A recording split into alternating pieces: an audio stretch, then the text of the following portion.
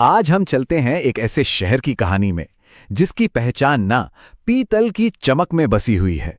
जी हां, ये कहानी है उत्तर प्रदेश के मुरादाबाद की, जिसे पूरी दुनिया पीतल नगरी या ब्रास सिटी के नाम से जानती है।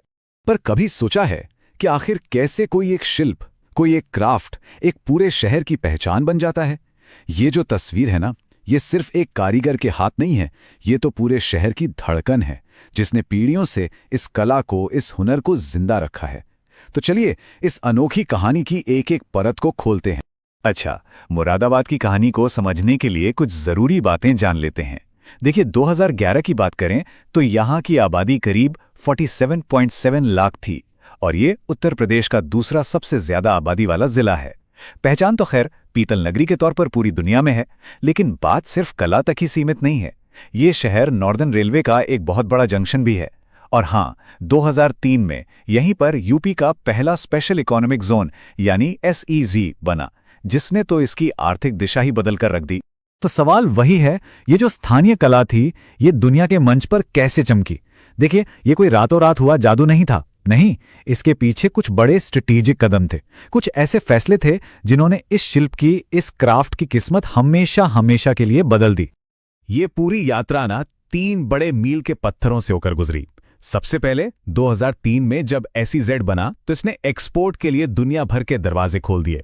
फिर आया साल 2013 जब यहां के मेटल क्राफ्ट को मिला GI टैग। इससे क्या हुआ? इससे इस कला को एक खास पहचान मिली, एक तरह से क्वालिटी की गारंटी मिल गई। और फिर 2018 में one district one product scheme ने तो इसकी प्रतिष्ठा को और भी मजबूत कर दिया। तो ये GI टैग होता क्या है आखिर? देखिए, बिल्कुल आसान भाषा में समझें तो ये एक गारंटी है। गारंटी इस बात की कि ये जो प्रोडक्ट है ये खास तौर पे मुरादाबाद में ही बना है और इसकी जो क्वालिटी है वो इसी मिट्टी, यहीं के हुनर से जुड़ी है। सोचिए, ये मुरादाबाद के कारीगरों के लिए कितनी बड़ी जीत थी। उनके हुनर को, उनकी कला को एक कानूनी सुरक्षा जो मिल गई थी। लेकिन एक मिनट, क्या मुरादाबाद की पूरी इकोनॉमिक आइडेंटिटी सिर्फ पीतल के ही आसपास घूमती है? जवाब है नहीं। इस शहर की जो आर्थिक बुनियाद है ना, वो इससे कहीं ज्यादा गहरी और डाइवर्स है। ये सवाल उठना लाजमी भी है। अक्सर ऐसा होता है ना कि जब कोई शहर किसी एक चीज के लिए बहुत ज्यादा फेमस हो जाता है तो हम मान लेते हैं कि उसकी पूरी इकोनॉमी बस उसी पर टिकी होगी। लेकिन क्या मुरादाबाद के साथ भी ऐसा ही है? जवाब है नहीं, बिल्कुल नहीं। पीतल के अलावा मुरादाबाद डिस्टिलरीज, शुगर मिल्स और डेयरी प्रोडक्ट्स का भी एक बहुत बड़ा हब है। और अर्थव्यवस्था में यही जो डाइवर्सिफिकेशन है ना, यही इस जिले को आर्थिक तौर पर स्टेबल और मजबूत बनाती है। मतलब ये एक ऐसा शहर है जो अपनी विरासत को तो संजोए हुए है, लेकिन साथ ही साथ भविष्य की तरफ भी देख रहा है। अच्छा, अब जरा इकोनॉमी से हटकर इसकी ज्योग्राफी पर नजर डालते हैं, क्योंकि किसी भी शहर की कामयाबी में ना उसकी लोकेशन का बहुत बड़ा हाथ होता है, और मुरादाबाद तो इसका एक शानदार उदाहरण है। अगर आप उत्तर प्रदेश के नक्शे को देखें तो मुरादाबाद की जो लोकेशन है वो उसे बहुत खास बना देती है।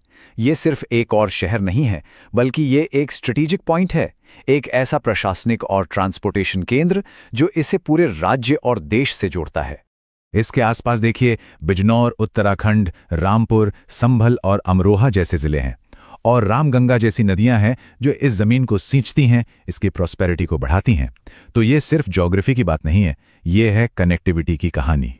तो कुल मिला के बात ये है कि मुरादाबाद सिर्फ एक शहर नहीं है, ये एक प्रमुख कमिश्नरी है, मतलब एक इम्पॉर्टेंट एडमिनिस्ट्रेटिव सेंटर जो आसपास के कई जिलों के लिए अहम है।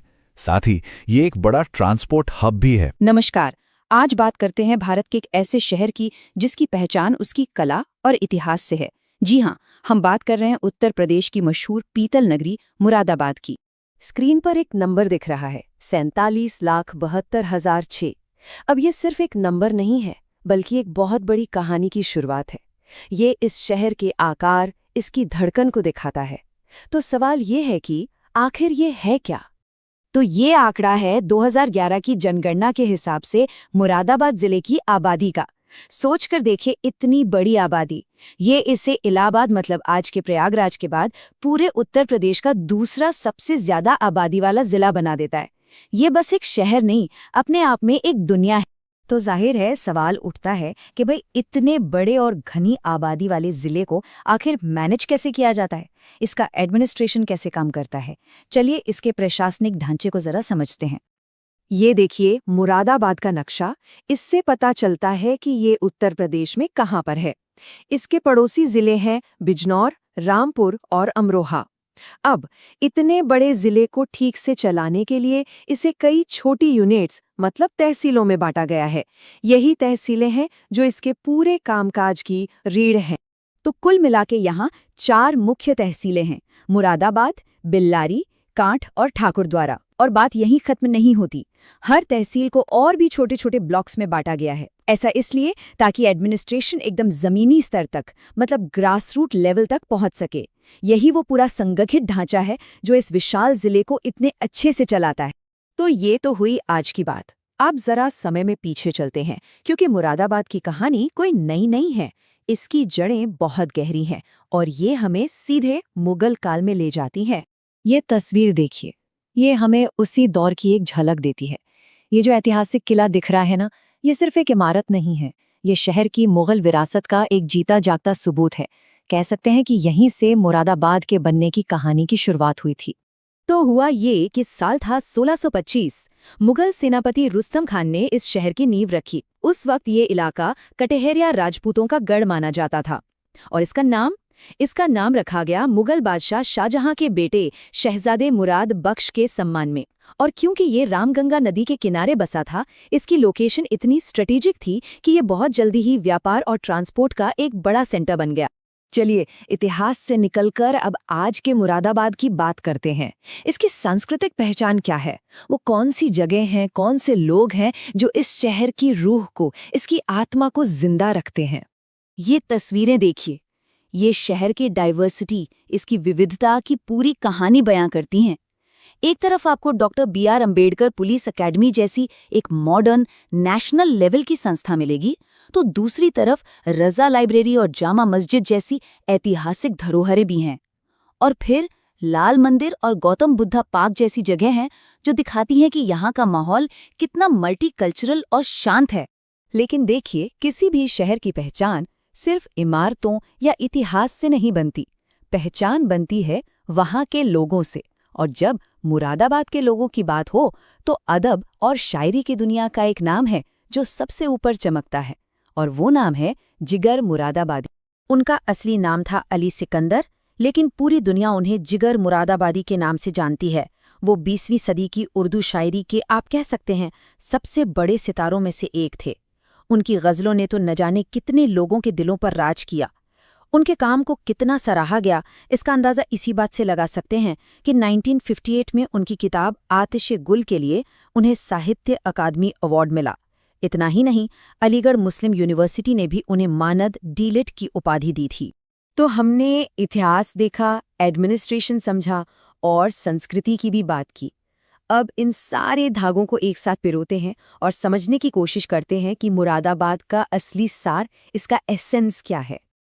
तो मुरादाबाद का एसेंस यही है, एक तरफ पीतल नगरी के तौर पर इसकी जबरदस्त आर्थिक ताकत, दूसरी तरफ मुगल काल से जुड़ी इसकी गहरी ऐतिहासिक जड़ें, और इन सबके साथ साथ जिगर मुरादाबादी जैसी महान शख्सियतों से बना इसका शानदार कल्चरल ताना बाना। ये इन सबका एक कमाल का मिश्रण है। और हाँ, पीतल नगरी ये सिर्फ एक निकनेम नहीं है, ये मुरादाबाद की ग्लोबल पहचान है। यहाँ के कारीगरों के हाथ का हुनर ऐसा है कि उनके बनाए पीतल के प्रोडक्ट्स की डिमांड पूरी दुनिया में है, और इसी दमदार इंडस्ट्री की वजह से मुरादाबाद उत्तर प्रदेश के सबसे पुराने स्पेशल इकोनॉमिक जोन यानी SEZ में से एक बना। जाहिर